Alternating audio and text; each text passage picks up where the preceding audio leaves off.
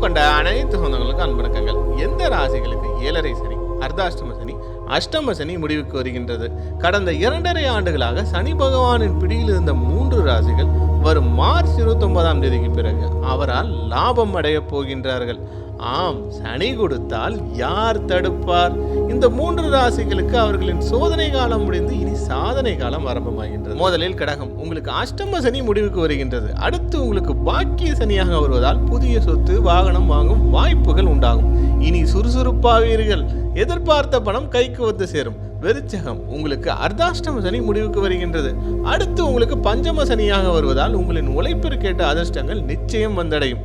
தெய்வம் உங்களுக்கு துணை நிற்கும். மகரம், உங்களின் 7.5 வருட சோதனை காலம் முடிவுக்கு வருகின்றது. அடுத்து உங்களுக்கு சகாய சனியாக வருவதால் நீங்கள் விரும்பிய இடம் மாற்றம், வேலை கிடைக்கும். சிலர் அண்டை மாநிலம், வெளிநாடு சென்று வருவீர்கள். அனைவருக்கும் அன்பு வணக்கங்கள்.